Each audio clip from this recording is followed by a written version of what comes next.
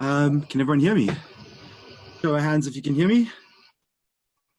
Fantastic. Cool, guys. Welcome to it. Today is the last and final music theory, music theory specific class. There's still one more class left next week in the series of free classes brought to you by Akai and Mixed Room Studios, and of course, the powerful Swoon recordings. So there's one more class next week, but that's got nothing to do with music theory. Next week is absolutely dedicated to something else completely. I haven't actually decided. I think we're just going to do Ableton technique. So today is where the music theory ends. I was expecting to see actually a bigger drop-off today. I was expecting to see many more people who did not rock up today. So I'm quite impressed. We kept all of almost half of our initial participants as we get to the more complex music theory. And I was going to say to you guys that you should expect that as things get more complex, there is going to be this drop off of people that realize, whoa, this shit's actually not that easy. And they start dropping off. And that means for you guys that have stayed behind, you guys get the rewards of this really deep, immersive knowledge. So yeah, well done. If you're here 3 weeks in a row, congratulations. If you're joining us for the first time, just a little note, it is absolutely essential that you go back and watch weeks 1 and 2's lessons. If you haven't watched 1 and 2, which are available for free, by the way, if you registered for this class, we sent you an email. And in that email, it contained the links for the first 2 Zoom lessons. So unfortunately, if you haven't seen those, I really think you're going to struggle today because just as we added a whole bunch of complexity from 1 to 2, the complexity today is going up to a whole nother degree of magnitude. Okay, so yeah, but that's fine. If you think you can handle it and it turns out that you're getting a bit confused, just go back and revise those lessons, which are available. Oh, we got some noises coming in the background, don't we? And then the other thing is I got some shirtless dudes smoking bongs. Whoa, it's very colorful. What was I going to say? I was going to say that as usual, we are recording this lesson, and as standard practice, we'll send it out to everybody that's in this group. So don't stress. However, you are absolutely welcome to take notes, screen grab me, record my voice, distribute me on the internet, put my face onto a naked man, whatever you want to do. It's completely open source, okay? Fantastic. So just last thing I want to say is quickly about the sponsors. Akai, once again, for bringing us these free lessons. Mixed Room Studios, the only place I trust to get my stuff mixed and mastered. And then, of course, Swoon Recordings. Don't forget that this is brought to you by Swoon as well. And we got a new record out on the 29th of May, which is called Is That You? With remixes by Chose Liu and Andrea Lecage. It's one of my favorite records of all time. I'd love if you guys gave us your support on it. Okay, fantastic, guys. So let's lay out what we're going to be doing today. I'm very excited. I'm also very prepared. For my standards, I think you're going to be extremely impressed because I'm unbelievably prepared for this lesson. And the reason for that is just pure necessity. The content that we're doing today is so complex, and it's not actually possible to show you this level of composition with these little 2-note sketches and 2 voices. So I really had to go deep and write. Actually wrote about 12 or 14 hours of music for this lesson, just to try and show you all these concepts like modulation and substitute chords and whatever. So I had to dig deep for this one. I really enjoyed it. It's really like reconnected me personally with all the sort of on the edge theory that I've been doing. So yeah, that's what we're going to be doing today. My aim today is this. 1, I want to revise what we did in the previous lesson, but in a different key. So if we just follow our progression thus far, we started off introducing C minor in the monophonic context. We got to know all the names of the notes, the points of tension in the minor scale, blah, blah, blah. Then we started making melodies out of C minor. Then in lesson 2, we said, okay, that's all well and good. Now let's escalate this 1 degree of complexity up to a level of polyphonic macroharmonic thinking, okay? So what that means is plugging C in to where it's a part of a larger macroharmonic world, okay? And I think everyone was kind of with me as we took C into that macroharmonic context at the end of the last lesson. Then I gave you guys some homework. I'm not sure if anyone did their homework. But if you did, congratulations. I know, shout out to Clayton, who sent me messages about the homework, so he definitely did. So yes, the homework was to do the exact same exercise that we did at the end of last lesson in G minor, and hopefully just write a little tune with it, have a little sketch, you know, have some fun with it and just get to know G minor in this macroharmonic context. So where I'm going to start today's lesson is I did that same homework, and I'm going to review G minor's macroharmonic world with you. I've written a little track in G minor. We're going to analyze that track. We're going to see what's good. There are some things that are good about it. There are some things that are very average about it as well. And yeah, I'm going to make some adjustments. I'm going to show you some more nuance about how to use the harmonic circle, things like cadences, things like substitute chords, which are very exciting, and they're going to liven up your composition.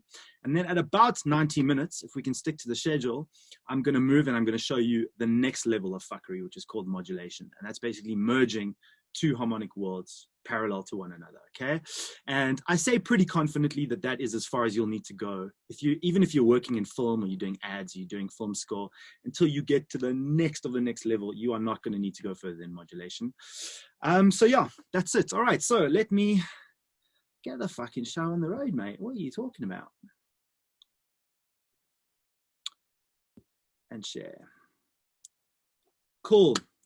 So everyone see my notes? Show of hands, please. Yay. Okay, lovely. So let's go through G minor. Okay, so obviously in order to use this scale macroharmonically, I've got to initially understand it just on this basic monophonic level.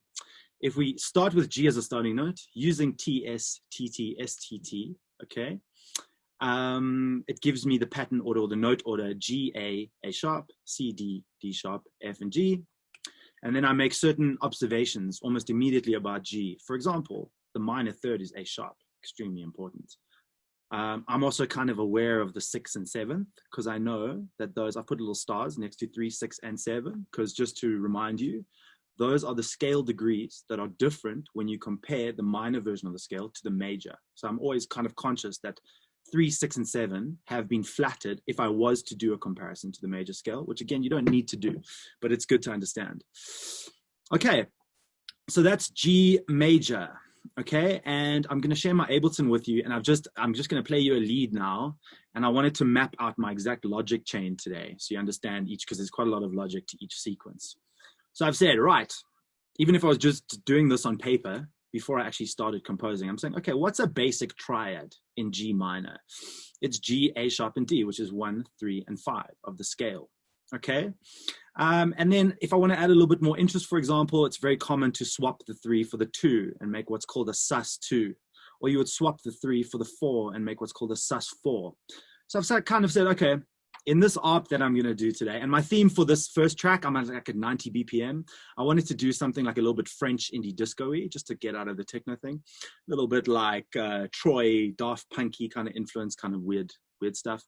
So yeah, minor is the perfect key for that. And I sort of made notes that I was going to be using these sus2 and sus4 chords, okay? So I've written here, my exact ARP was 1, 2, 3, 4, and 5. The first 5 notes of the G minor scale, and that's G, A sharp, C, and D. Okay, let me share that with you. And share computer sound. We got someone waiting in the waiting room, Tasha's. Cool. Cool. Guys, can you all see my Ableton screen, by the way? Cool. Please, will you take note of my color coding schemes? Okay? Have you ever seen a dude be so organized in your life? If you know me, you'll know that this is very, very impressive. Okay, this is a sign of how much I love you guys.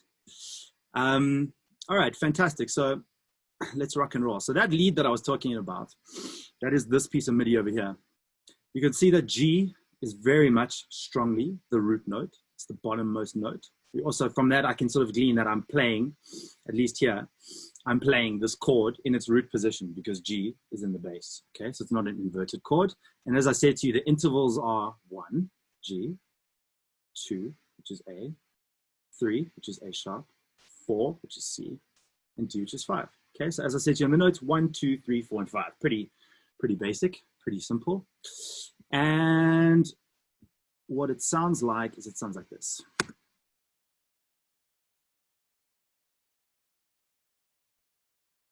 You're not hearing audio. Ha! I did it again. I forgot to change my fucking driver, didn't I, Tash? What a fucking idiot. Let's take that back a notch. And it sounds like this.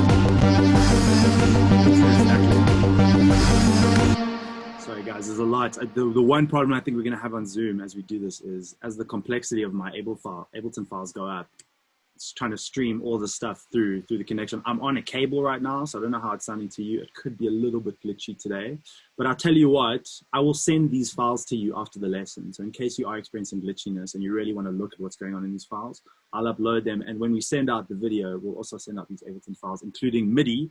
And obviously, if you don't have these instruments, you can just replace them. Okay. All right. I hope that doesn't stop you from sort of hearing the tracks, but I just want to take you through my logic. Okay. So here is this lead. And this lead consists of 1, 2, 3, 4, and 5 in G minor. So that's pretty elementary. Okay. Now it's pretty high up. That's in the 3rd octave.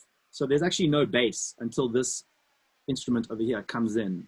And this instrument is the root note of each chord, okay? So the sequence is not changing. Da da da da da da da da da. 1, 2, 3, 4, and 5 of G minor. And then I'm actually defining which chord I'm in by simply changing the root note, the primary note, in the bass line. And that's something that's pretty, it's not exclusive to electronic music, but it's very strongly featured in electronic music context, is that you could have a melody that's constant on the top, and I'll change keys, not by changing all these complex things in the top, but just shifting the root notes of the sequence. I'm actually changing the key. So if I'm playing this sequence here and my root note in the bass 2 octaves down is G, I'm in G minor. Now when that root note shifts to, let's say, A sharp, which if you've got the circle, does everyone have the circle in front of them while we do this for G minor? Okay, so let's just pause for a second so that there's no confusion here. I want to share with you the circle screen, okay? And if you could just do this for me, if you could just draw this circle for me, which is the circle of G minor, all right? And while we're here, let's actually just take a quick break. I will remind you now, if anyone forgot, what the exact process is, step by step, in terms of converting where we were. Because where we were is, I just knew I had a melody in G minor. And I'm actually not aware of any of the chords that it's related to macroharmonically. So I've got to do this process now where I'm going to plug a G minor into its macroharmonic world, okay? And repeating, it's the exact same process every time. I'm saying to myself, I'm in a minor, and a minor cannot be a true tonic. Therefore, I need to calculate the relative major of the minor and calculate the related series of chords based off the major. The major is always at the 3rd degree of the minor. So if I look at G minor, I've got A sharp major as the 3rd degree, okay? Therefore, A sharp major is the relative major. So when I go into my circle, I'm placing A sharp major at 1 as the true major tonic. Therefore, according to the A sharp major scale, and you've actually seen, because I sort of hinted at this, just in case it's not implicitly clear, you can see that if I draw 2 octaves of A sharp major scale, okay, within those 2 octaves, I see G minor, because the key signature is identical. And if I draw 2 octaves of G minor scale, within 2 octaves, I see an octave of A sharp major, because again, A sharp major and G sharp and G minor are within one another because they're relative majors and minors. Okay, so it's a really useful understanding to know that the key signature for each is contained within the other. Key signatureception. Cool. So again, so this is what the circle looks like, which you should have had from your homework. But if you didn't, here's an opportunity to just draw it. Again, I'm going from center right, 1, 4, 7, 3, 6, 2, 5. I've put both Roman numerals and numbers. And again, they're correct. When you get advanced, when you get into modulation today, you're going to see it gets real confusing if you got numbers. So I strongly suggest you start using the Roman numeral things. Also, just random, guys, can I recommend a YouTube channel to you? There's this old dude on YouTube called Rick Beato. He's like an old jazz musician, crazy. He's like 100 years old. But Jesus Christ, this dude's music theory is on another level. I've never sat dumbfounded while watching someone's music theory channel before. Yeah, he's got the maddest skills. And I actually did some really cool tutorials in preparation for today, just on modes and modulation, all the stuff I'm going to be doing on the Patreon, all the more advanced stuff. And I was just blown away by how deep this rabbit hole goes. So if you have a moment, check out Rick Beato. Old guy, very classic, very jazzy and classical, but super, super cool theory. Anyway, that came up because he reminded me why we use the Roman numerals, because it gets to a certain level with modulation where you just can't have numbers on the inside of the circle. Okay, fantastical. Here's my circle for G minor. I know that the relative major is A sharp major, and I've got all these chords available to me, okay? Now, please draw that if you haven't already, and then keep looking at it. I'm gonna go back to Ableton in about 30 seconds, a minute's time. I'm gonna go back to Ableton, and then you guys can just look what I'm doing. And you also note, I've actually written, you might wanna write this down preemptively, I've written down the chord progression that we're gonna use in this little track that I'm playing. So I've indicated, I actually start with A sharp major, then I go to A diminished, then I move to G minor. And then the next phrase, I like to do one row per phrase. The next phrase is D sharp major to F major to G minor.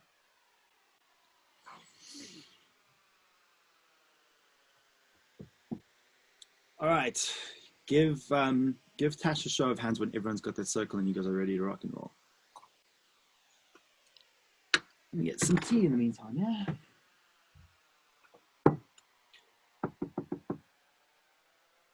Where do you take the spoon, that sneaky fuck? Do you have a spoon then? It's behind the prophet. Oh, thanks. Oh, thanks. Yeah, please. This ginger tea is so strong. Oh, actually, there is honey. You put thanks. Thanks, Tash. You sing shows of hands? Yeah. Show me those hands, motherfuckers. Okay, let's do this. Lovely. All right. So I want to show you something cool. There's no particular place I wanted to introduce this to you, but just something about the circle, okay, that we're going to be so intense about today is called cadences, all right? A cadence is a classical term for a close. It's a way to close a passage, okay? I can't even explain to you how important this is. Let me actually show this to you. I have a flanger. Yeah, what is that flanger sound? Oh, it's the delay running in the back of Ableton, sorry. It's quite annoying, sorry, you're just gonna have to live with it because I can't turn that. It's an insert plugin and I don't want to close Ableton, so my bad. Turn your speakers down, mate. All right, so I just want to tell you about cadences quickly. So someone very kindly recommended VMPK, the virtual MIDI keyboard program, so you guys can see the keys that I'm playing. Problem is, in Zoom, I can only share one window at a time. So I'm either sharing Ableton or I'm sharing VMPK. I can't really share them both. I'm going to share VMPK now just to show you this idea of a cadence in G minor. And then from then on, unfortunately, you can't see it when I'm using Ableton. So let's share. There we go. Okay, everybody see the keyboard? Okay, lovely.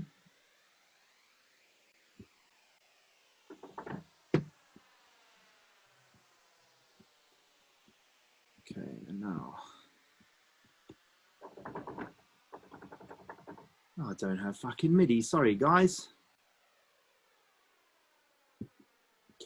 Ableton's deactivated. Okay, I can't do this. I can't do this VMPK thing. Sorry, it's ruining my life. I give up. I tap out. Tash, where's my window gone? It's painful.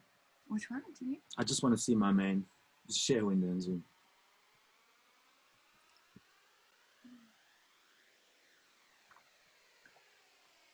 I know we look like idiots right now, but this is harder than it looks. Where's it gone? God damn it. It's disappeared.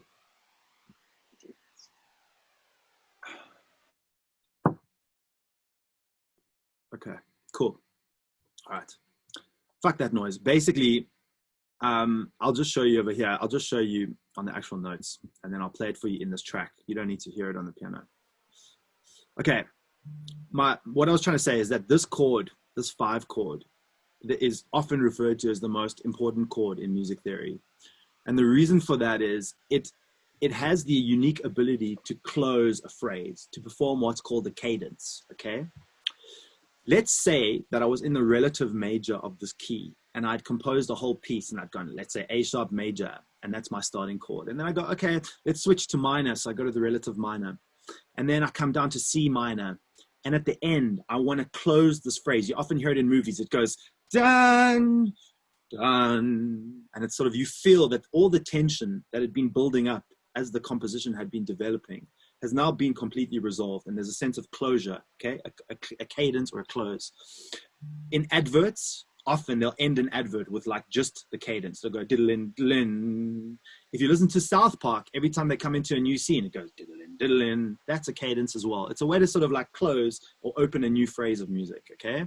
Extremely common in classical music, extremely vital if you're going to want to work as a professional musician with things like adverts and film design and film score and stuff. You can't work unless you understand cadence. It's just not possible.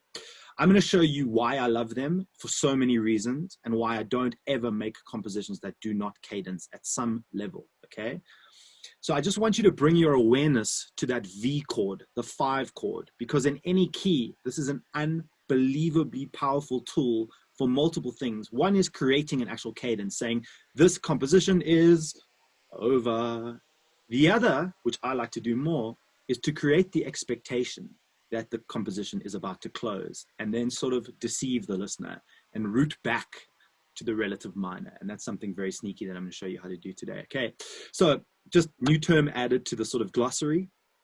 A cadence is a musical close, and it fully resolves all the tension. If you're looking at mathematically the frequency ratios, it returns all the frequency ratios that contain imbalanced ratios to a more perfectly balanced resting set of frequency ratios that feels like home. It feels like there's nowhere to move, there's nowhere to go. The tension has now been resolved. All right, so that's the definition of a cadence. Now, let's come back here. I'm going to share my Ableton with you. I'm hoping for some,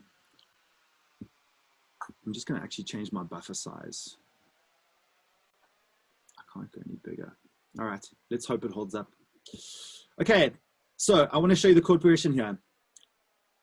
Every time that you see blue, I'm in G. I'm in the 6. I'm in the root minor. Every time that you see this blue, this like darker aqua blue, that means I'm in G. All right.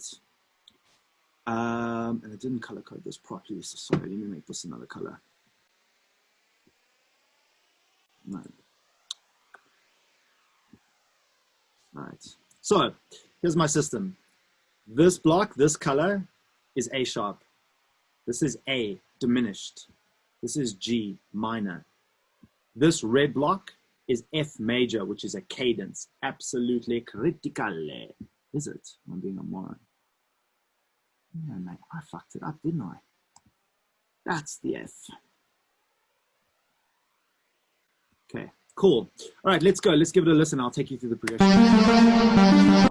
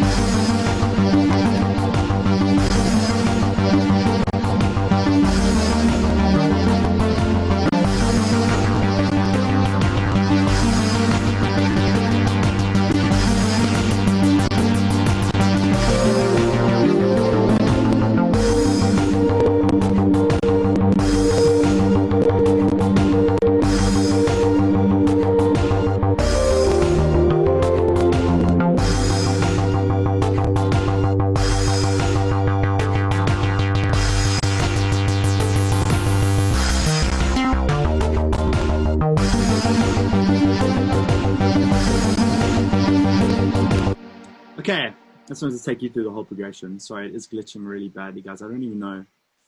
I don't know if it's actually possible to stream this high quality of plugins and stuff, but I tell you what, I do have an alternative streaming system that I'm going to start using on Patreon, which is just like a dedicated stream system that takes HQ audio and video a lot better.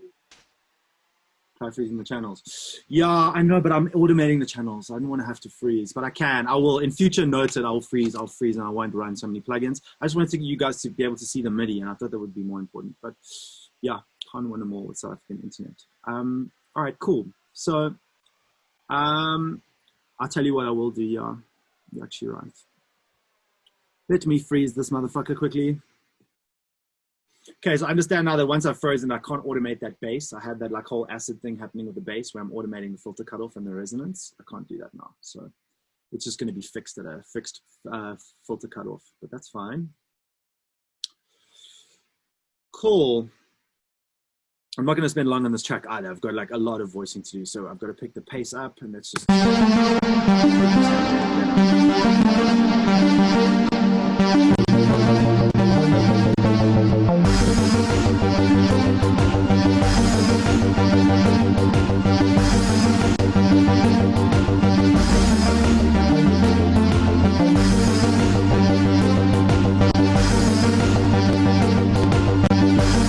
Cool, I'm freezing one more track. It seems to be behaving. Cool. All right. So firstly, what's good about this progression? Firstly, this is like an entry-level progression for me, okay? What I mean by that is it's in a key. The person who made this clearly is not musically untrained. It's not going to win a Grammy Award. It's not the best composition I've ever heard, but there's certain things that make it entry-level professional. The one is that there's a couple of interesting spicy things happening in the bass that are making the chords a bit more interesting, okay? The two is that there's change-ups. It's got different phrases and different sections. And the third is that it's got sort of like a bridge section where the chord idea is repeated in multiple instruments, which is another feature. If you're writing professional music, you've got to carry a musical idea into voicing in multiple instruments, okay? This is a very, very basic idea of that or example of that, but it is an example of a basic progression in G. Okay, so in 5 seconds, I'll play the full one and then I'll take you through the MIDI, and in 2 minutes, we're going to go into another file and look at a bit more of an interesting progression.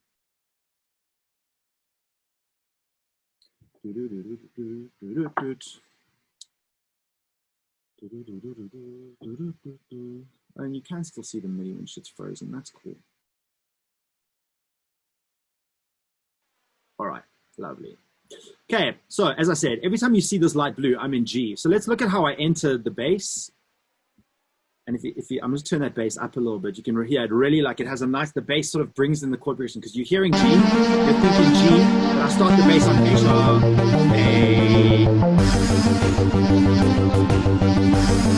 A. Okay, so it's unusual. That's one thing that's sort of unusual. This is all sequenced thinking about the minor. I'm using the intervals 1, 2, 3, 4, 5 from the minor. But the first time you hear a bass note, a root note, it's actually in the relative major, okay? Relative major. This A, if you look at your circle, you'll see that A is at 7, right? In G minor, which means that this chord must be diminished. I'm going to go into that in a bit more detail. Now, in dance music a lot, you get this, is that there's not enough chord information to make this diminished because I haven't used, remember that in order to play diminished, I've got to play minor third, minor third. So A diminished contains A, minor third C, minor third E flat, D sharp.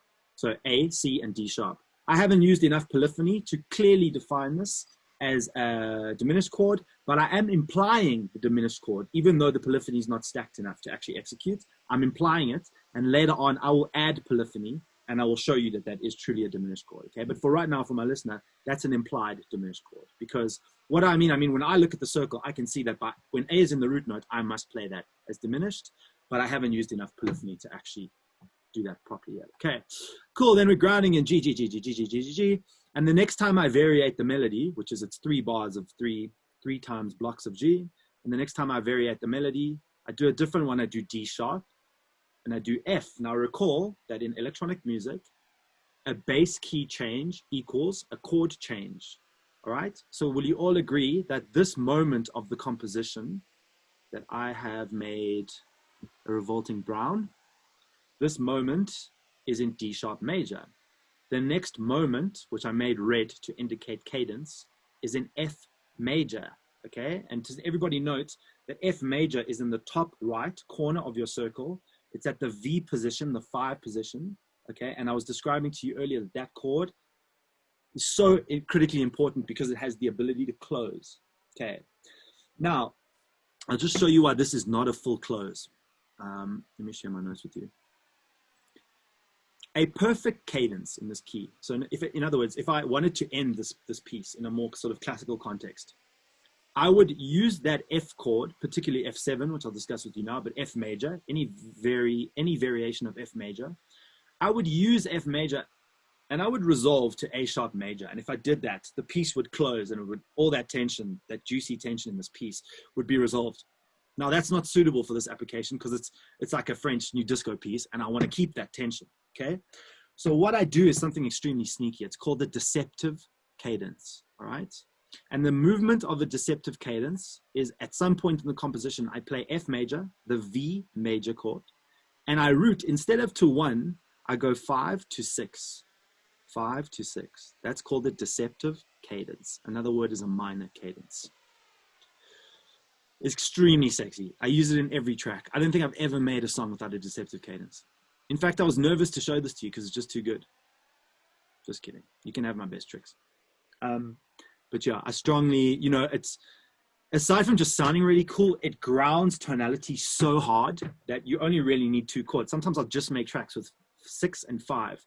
So yeah, I can't stress and I can't recommend, if you choose them right and you use them at the right times, cadences are immensely powerful tools. Again, this is deceptive because the frequency ratios, if you look at the maths, and if you come on my Patreon and we go into the mathematics a bit more, I'll show you that mathematically, the frequency ratios in F major, and particularly F7, point so strongly, point so unequivocally downward toward A sharp major. You could almost say that the composition at this point wants to resolve. It has a mind of its own and it wants to resolve. All the momentum is pushing it from F major to A sharp major. And then we're saying, fuck you. We're going back to G minor and the roller coaster continues. All right. You're never getting out of here. So, but it creates this manic thing where you keep on expecting resolution, bang, you're back in that relative minor, and it goes on. All right, so that's called a deceptive cadence.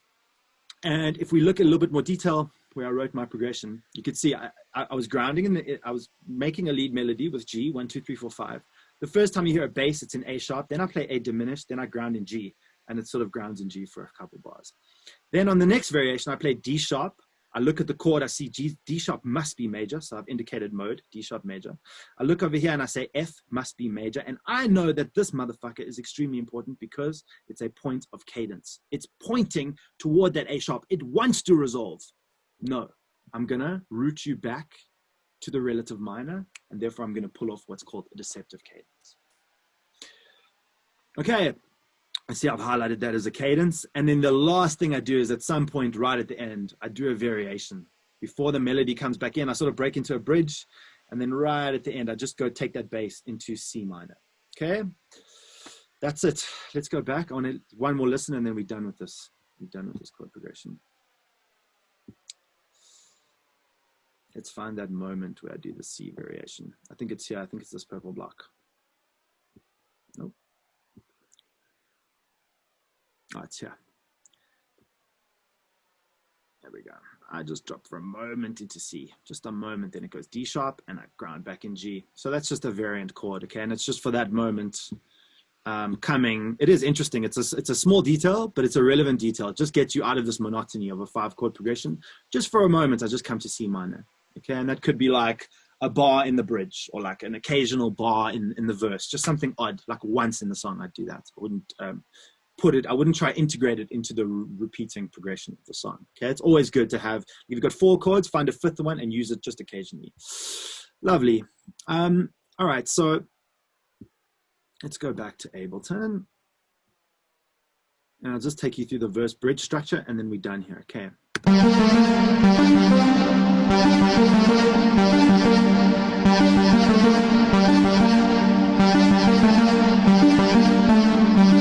While you're listening, try to listen for the cadences and what happens at these red blocks, sort of setting up this anticipation and how it comes back to your mind.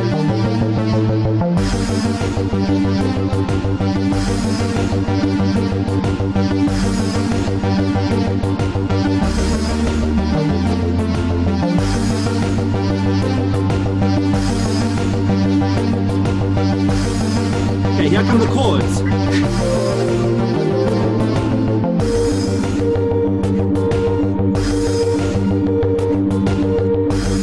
Cadence in the second block.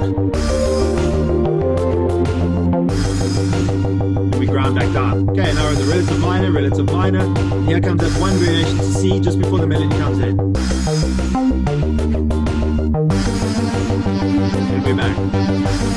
Okay, that's what I was saying is this is a sort of entry level professional progression, because if someone's writing for film or something, you can see, okay, cool, there's verses, there's bridges, there's variations, there's all kinds of stuff that sort of makes it, keeps the interest going.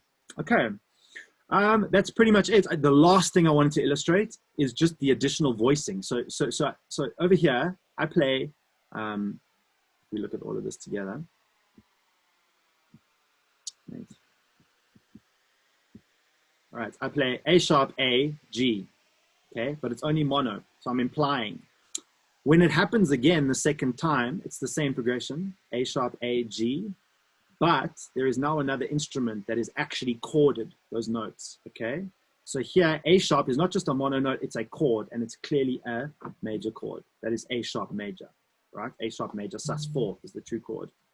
Actually, take note, guys, that's not an A sharp major triad. It's an A sharp major sus4, which is very important. I've used G in that chord, or sus6. It's one of the substitute chords. It's not such a straight up 1, 3, 5 chord, okay? And if you look at these intervals, let's look for the sign of the diminished. There's my root note, is A. I'm looking for a first minor third, C. I'm looking for a second minor third, is D sharp. Confirmed, that's A diminished, okay? So again, I implied it by just having A, because harmonically, the brain's expecting diminished, but I confirm it at this stage by actually playing the A diminished. Okay, that's it. Let's go back to the notes. All right, and I wrote a list of, notes. Oh, you could see I draw a fresh circle over here, and I highlighted this. I said special significance, mother of cadences. This is the mother of all cadences, okay? That V5 chord, unbelievably important. If you go watch our homeboy Rick Beato, he goes on and on and on about these V5 dominant chords. They are quite crazy, okay? And I've actually mapped out this progression just so you can see the mathematics. Aha, 1, first chord A, second chords, first chord A sharp major, second chord A diminished, third chord G minor, and then we go from G minor, my fourth chord's D sharp major, F major, G minor, and that's it, okay? Right, so what's good about this progression?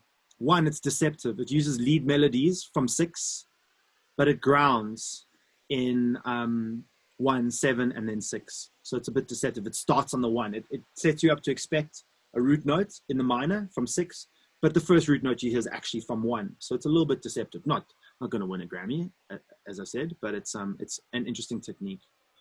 Has cadences, okay, to strongly reinforce tonality and keep interest going, while the majority of the progression sits at 6, which is most electronic music. Most electronic music sits at 6 for the majority of the time. So what are you doing in those kind of variations, in those few bars that you have to add interest, okay?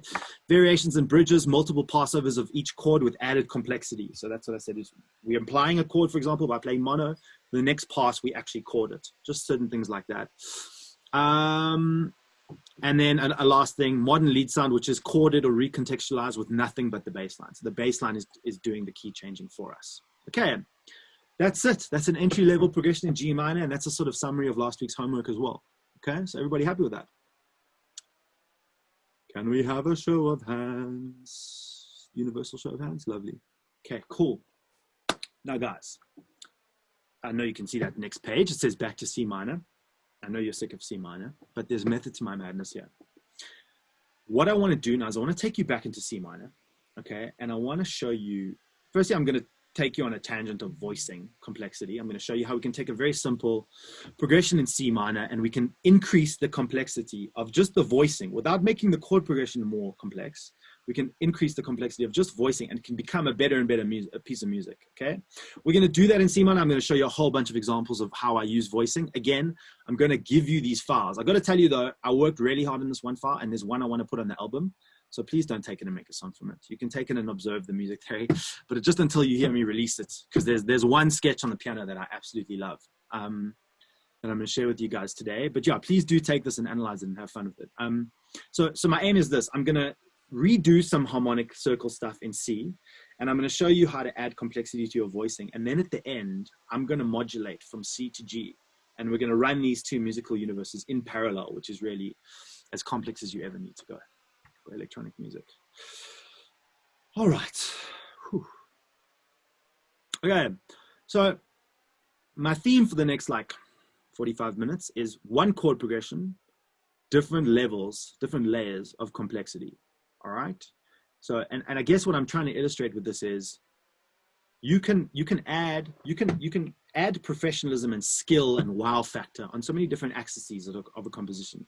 You can have a fucking complicated, incredible chord progression, and that's one axis that a piece of music could be really great on.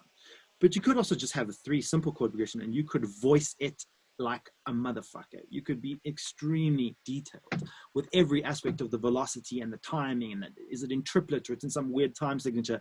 There's so many axes that you can make something unique on. So don't feel like you always have to push it on this heavy theoretical level, although that is certainly, as you'll see at the end, one axis that you can absolutely shine on if you know what you're doing. But my point is here, I'm going to show you the same chord progression. We're going to increase complexity as we go on. All right. Here we go. Okay, so I don't know if you guys want to take a second and you want to just draw a fresh circle for C minor now. It's really good to get into the habit of just drawing these circles. Draw me a fresh circle for C minor and take like, let's take a literally 90-second break and just take a woosah before, so you're not just hearing me say it. Take a woosah and just write your pattern order, C, D, D sharp, F, G, G sharp, A sharp, C, and just have a look and get your neurons firing again about this key, because we're going very deep now in C minor.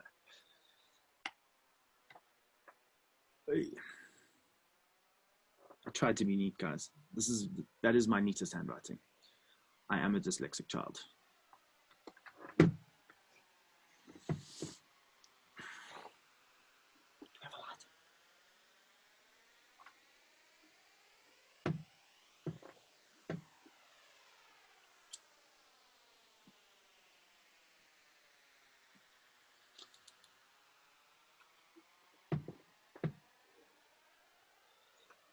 Don't judge me, guys. I did my homework.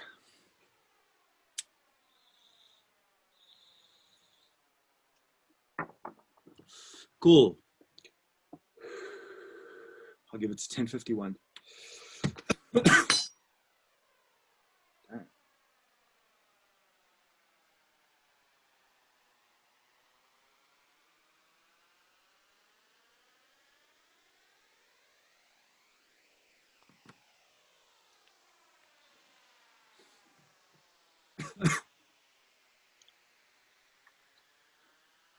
So I'm coughing in you guys' ears. That's really rude. Cool. Guys, ready? Tash, how's the vibe then? Show your hands when you're ready. Take your time. Don't rush either. When you see.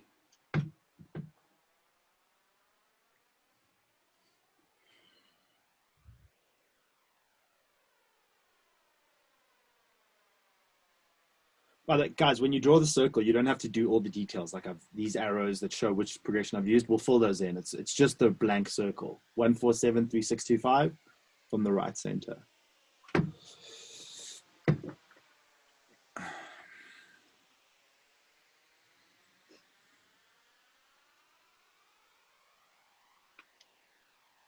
That flanger is fucking with me, I won't lie.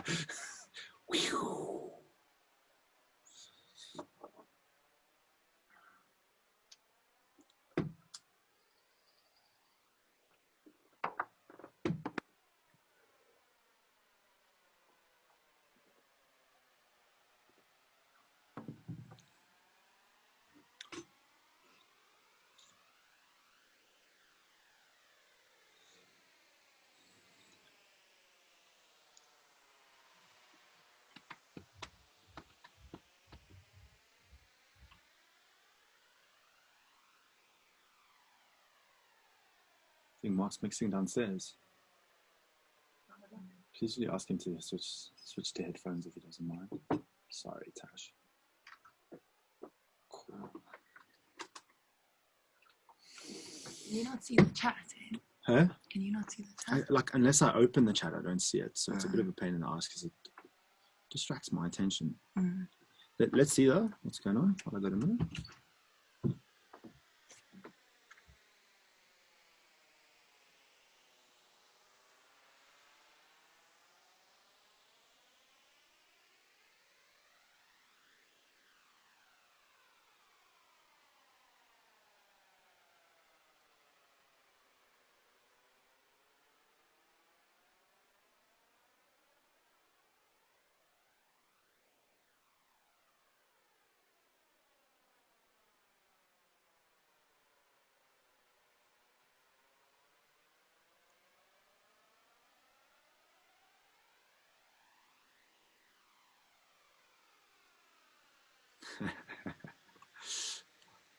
a lot of funny jokes going on about the flanging. Okay, guys, I know. Okay, I need the flanger. Okay, I need the flanger on my piano.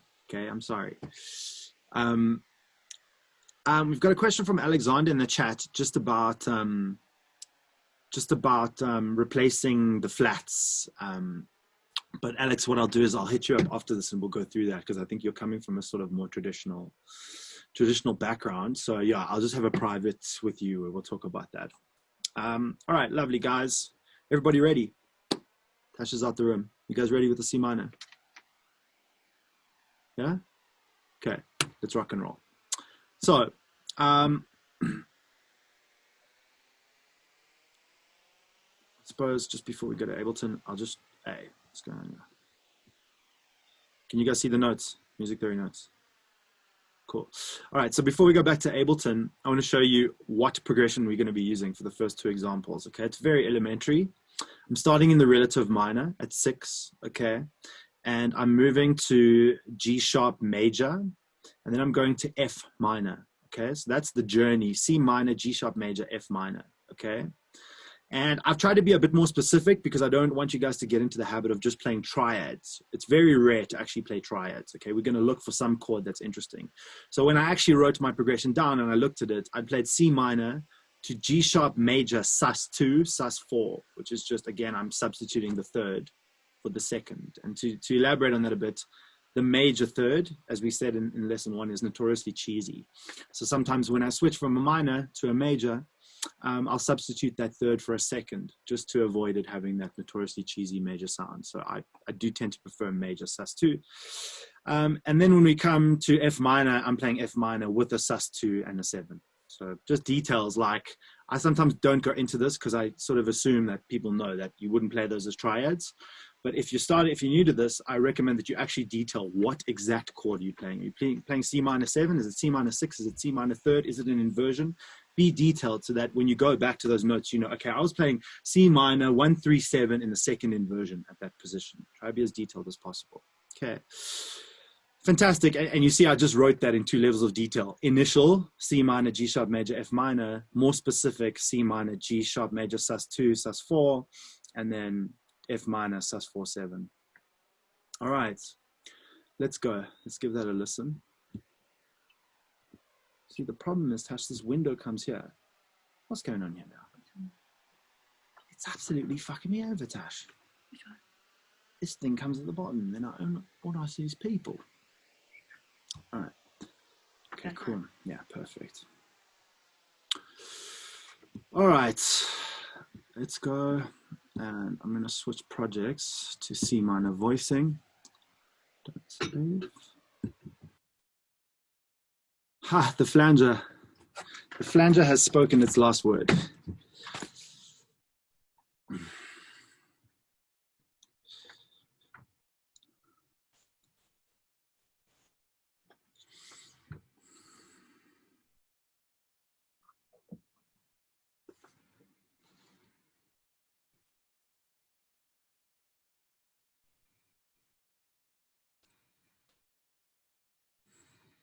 Big project, guys. Sorry.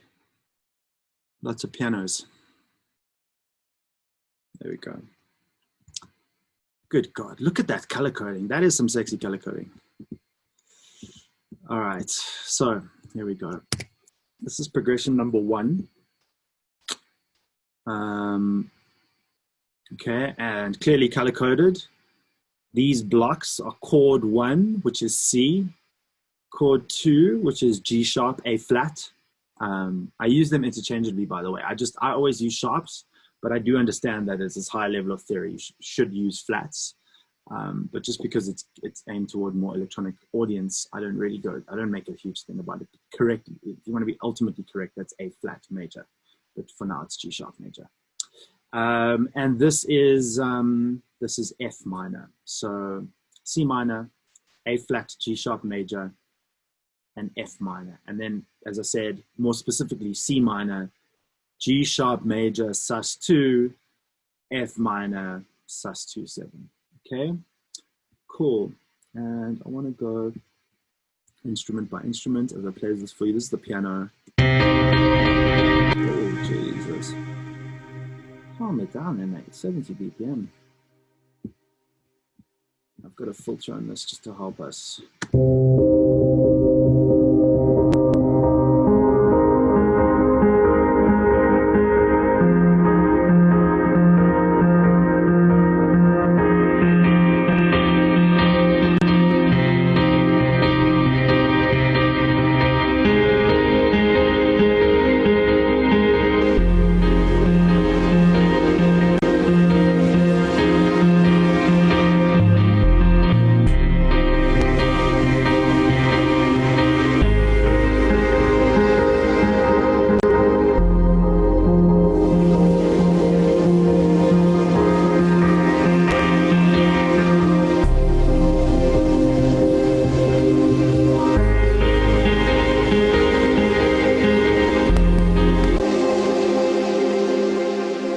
Don't you tell me I'm clipping. I know. Are you listening, Tash? Is that okay? Cool. So that's it. I've left that super basic, okay? What you are starting to notice is that I'm out of the clip view. And the reason is the clip view is just too basic for this level of stuff that we're doing today. So a question came up the other week, like, when do you sort of separate the clip view and the arrangement view? It's at this level where I'm actually laying down proper structure that I just by necessity have to work in this arrangement. Okay, I'll show you the MIDI of the piano. It's extremely basic. C minor, 1, 3, 5, triad. The next chord's G sharp major. Click on it. The next chord's G sharp major. Okay, 1, 3, 5. I've also got the 2 in there on top of the 3. So it's like a sus2.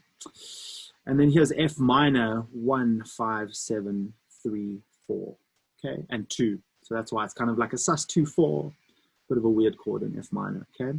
Very simple. And then I've just basically following that. Now, there's a rule in electronic music. I'm sure I've made this pretty clear. It's called bass follows bottom, okay? So what that means is that my bass is following this progression as well. C, G sharp, F, C, G sharp, F. That's the universal progression, okay? If I solo the bass, you can hear that. C, A flat, A, lovely. And let's just play the bass on the piano.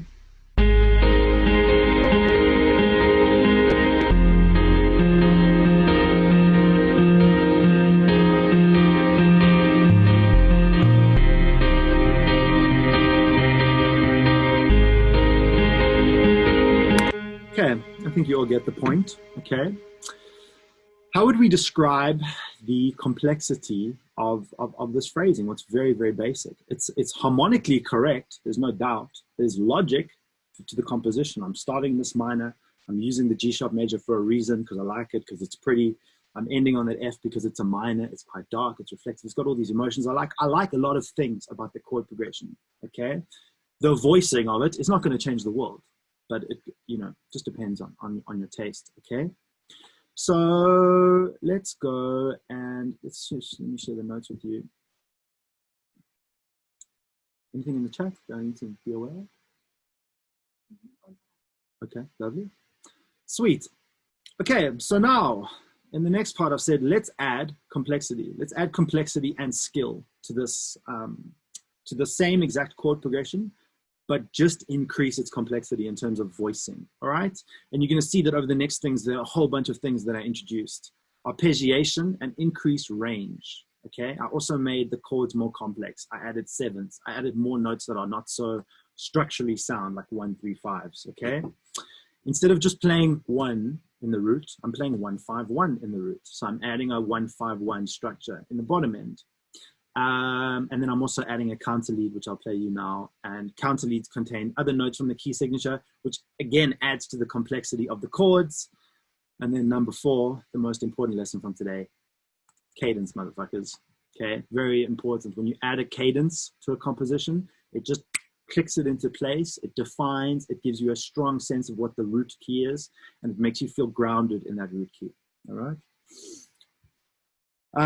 So I'm now going to return. Let's go back to Ableton, and I'm going to play you that exact same chord progression, but with an increased level of complexity. And I've kept the color coding the same. So you can see, in fact, the bass line's exactly the same, other than the fact that the last bar is now changed to F. Not to F, sorry, to A sharp, because A sharp is the cadence in C minor. So I know this is painful. I just want to really reiterate this.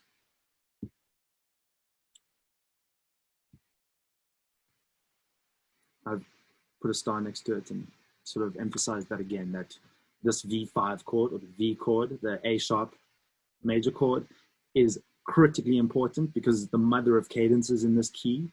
And once again, its natural mathematical progression points very strongly toward the D sharp major, toward a complete and total resolution, toward a perfect cadence. What we're doing, again, second time in a row, is we're redirecting on that cadence point. We're redirecting from the V chord to the 6 chord. So it's a 5-6 progression, classical deceptive cadence. Very, very effective. So let's go back to Ableton. Boom. And okay, let's hear this. I hope this puts up with it.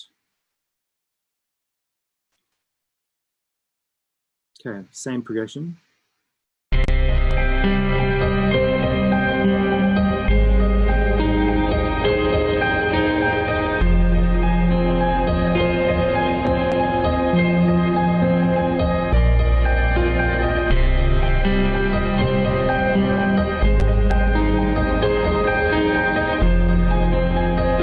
Note the cadence.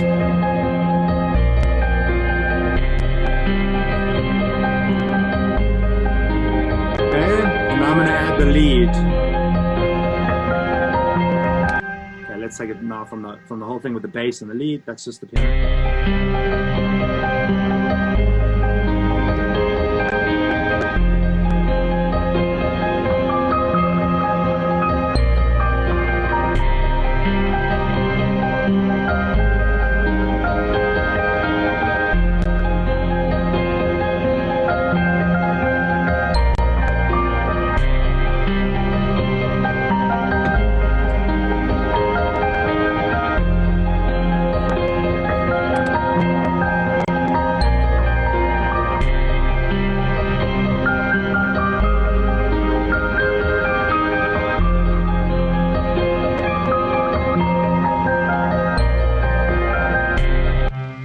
Okay, so I think we can all agree that the second version, even though the chord progression is the same, it sounds a lot more it's a lot more complex. There's a lot more happening. It's almost like a lot more hypnotizing because there's so many intervals. There's so many notes.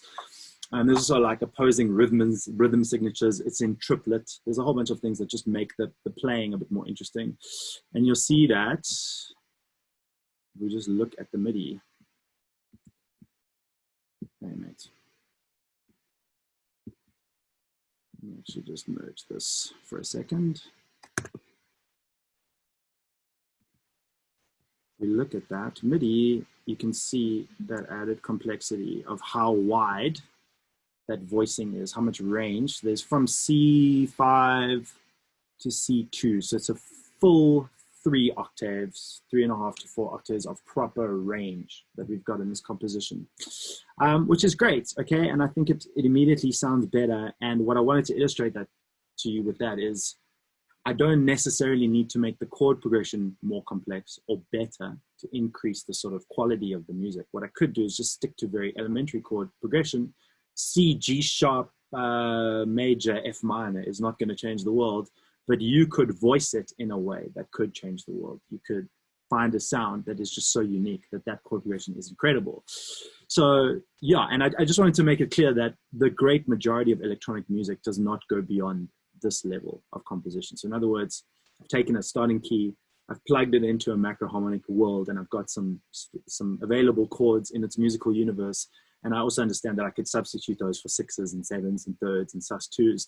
It's pretty much where it ends for the majority of tracks. And if I look at my work that I've released, about 90% of it is just contained within a single circle. So like a track like Wicked Eyes, it doesn't need to move outside of this.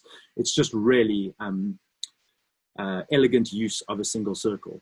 All right, I don't want to say, I'm going to call my own work elegant, but I'm saying it's very simple use of simple music theory.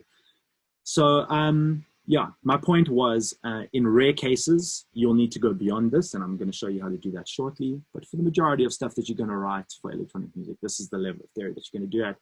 You're going to be in a single circle. You're going to be in the relative minor for the majority, and you're going to be using things like deceptive cadences and variations to just keep the interest going in the majority of stuff that you're working on. Okay, and I just want to play those in sort of sequence for you again. Here's progression 1.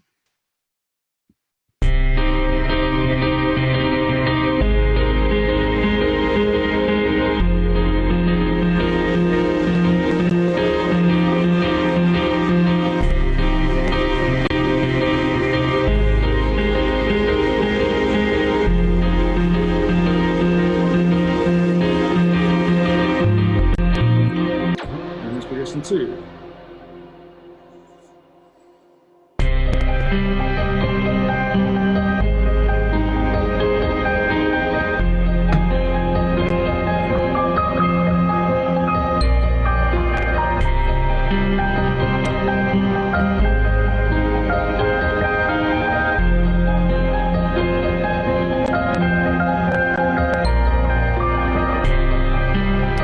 Okay.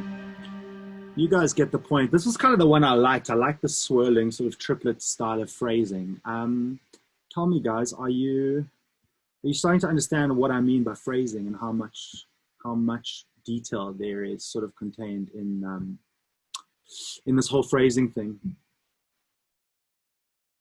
Let's see. Can you talk about your grid settings? Okay, I'm going to get to that now. Dave, you can absolutely sit in, my friend. Dave, you can move into my lounge, dog. How does the system plug into a band-orientated verse-chorus system? Extremely well, flawlessly. In fact, Dave, when I've showed this system to musicians that play in a band, they're like blown away. They love it. And imagine being in a band and you've all got circles and you can kind of navigate your chord progressions. Okay, so what do you guys think? Can everybody hear what an absolute jump in voicing, I don't want to say skill, in voicing complexity from progression 1 to progression 2? Everybody hear that it's a world away, okay, in terms of voicing. Now, I'll tell you something interesting. I was not able to sequence that. I tried. In fact, I was off my laptop for a day and I was trying to prepare this type of composition, triplets, very complex voicing. Forget it. Could not do it. I sat with my mouse. I tried doing manual velocity. I tried every trick that I had and it wasn't having it. So that gives you an indication that there comes a certain point where you've got to get the fingers involved, okay? I'm not a great pianist by anybody's definition.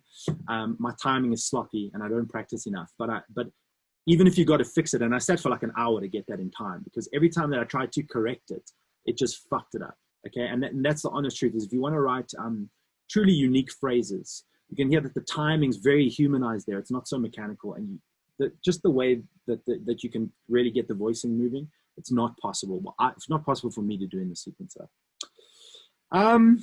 Okay, I'm glad you guys like it because I really like this piece. I want to play you one more time, but I'm going to play you with the piano filtering, and it's so beautiful because the piano sort of filters down, and the lead melody sort of takes over for a second. Let's hear that one more time, and then we need to move. I don't know if you guys have a bit of extra time. We normally do 2 hours. I think we're going to do 2.5 today, if you guys don't mind, because modulation could be a longer one, but I'll try to wrap this up by 12.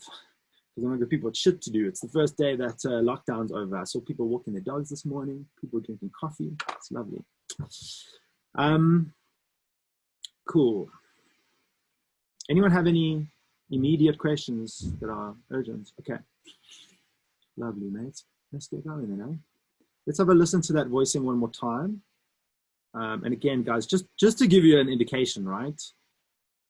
This is one contact piano. This is literally, there's nothing on it except a filter and a reverb. And everything I've used in these lessons is actually native instruments. So yeah, if you are using software, you can just hear the quality of the pianos is phenomenal. But my point was, there's nothing fancy going on at all. It's just a generic piano with nice reverb. So yeah, if I took this MIDI and I started putting it through the Prophet and hardware and modular, oh my God, I'm excited to see what would come out, because there's always that bridge where you take a piano composition and you put it into another instrument. And, you get results that you weren't expecting. All right. That being said, I love composing in piano because it forces you to make things make sense. Let's listen one more time, and I'm going to filter this out.